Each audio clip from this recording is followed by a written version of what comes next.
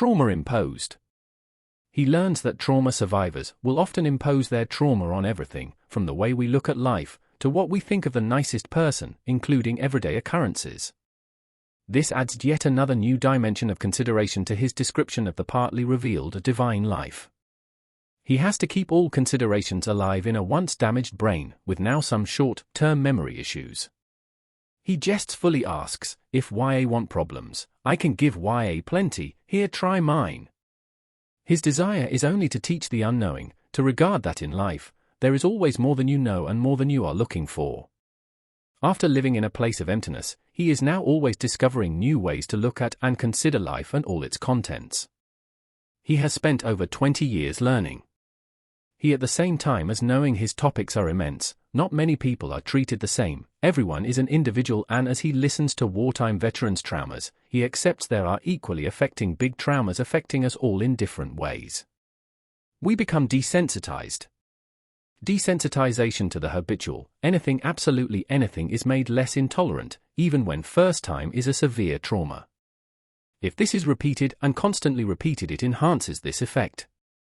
This is how life works, children learning, athletes training, adults learning to soldiers surviving atrocities.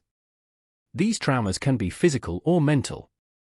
Since the 1990s, brain imaging has shown what really goes on in the brains of people after trauma, or during and desensitizing. He interprets and often misunderstands. He has his own different logic to make what he experiences intelligent. Very few people hold the types of conversation he is especially in tune with. This draws from his reservoirs of knowledge, things even he thought forgotten. Concentration, inspiration, and writing do the same. This is why people that know him very well admit that even after knowing me, they are stunned at what I can produce on paper. He has met someone who is on the same wavelength, and who also totally draws out his better qualities. He considers she knows him better than many have ever, because she appreciates, respects and acknowledges him. He is starting to appreciate himself more. This, he says, is the best feeling. All I have ever wanted was to remain in one place and gain a true friend. I am doing this, and I feel the truth, and a love which is all-encompassing and not restricted to partners. He feels a love for her value and honesty, for friendship, and cannot comprehend how or why he has lived for so long without this experience. Update: deviousness follows me, even she tricked me. He is nervous about this, as you dear reader can see. Sometimes he wants to write this story in the second tense. At other times I want to tell this wonderful experience.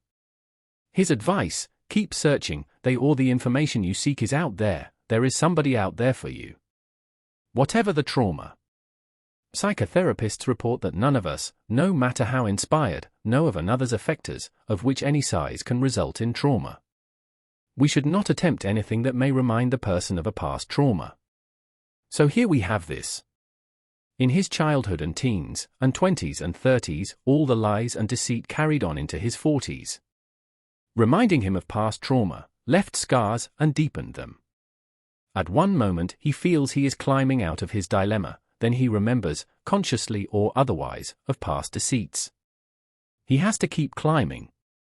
Put all the mountains on the planet atop each other and he still may not reach the top. That is, until civilization changes. This is held by himself as another goal. Inflicting pain. Experimenters electrocuted dogs and found that the dogs that had not been electrocuted ran away, whereas the ones caught simply lay still and whimpered. Humans facing an inescapable trauma are said to do the same, they often give in. He found this very enlightening. He considers his ordeal inescapable, yet he refuses to give in. This divinity of ours, he says, always has a way out of long-inflicted recurring trauma. He holds on to hope. Hope is the only thing left when there is nothing, he sobs. Returning home. Reenactments even after trauma are common. Animals and humans will often return home even after this is known as a place of negativity, just like the returning to a lifestyle of abuse. Fear and aversion can unbelievably become transmuted into pleasure. The brain releases a morphine-like chemical after stress and traumas, which is probably why this feature of existence is so common. Remembering. Memory of an event that caused stress of magnitude will have the same psychomotor effects as the original event, shown in brain scans. Just by remembering the event can cause the same often involuntary feelings. Part of the brain is called the limbic system, the amygdala, which warns us of impending danger and triggers the body's stress response. It is even moved into action by the recalling just a part of an event. Sights and sounds can trigger all senses, which are shown to activate parts of the brain responsible for motioning the stress response. Sweating and raised pulse are among the possible effects. Introverts and extroverts. Is he an introvert or extrovert? He is undecided. He is very social, likes to be in company, but not in settings of more than 3 to 4 people he does not know. These days, with his enforced situation, he spends more time alone. Has he become an introvert? He thinks this is affected by his distant past. Never has he trusted, due to the environment of constant deceit. His ego is often in a power struggle to socialize, to make individual friends, to live in true reality. His reality has fragmented, but is this whole? Is this the truth? Disbelief. Ridden with anxiety, it causes development of cortisol and adrenaline in the brain, which he recognizes as dissociation because he has been known to zone out mid-conversation. He tells these short stories just to help others really appreciate his reality. Is yours really that totally dreadful? Comparison is on one hand said to be unhealthy. On the other hand, this has helped him through difficult times.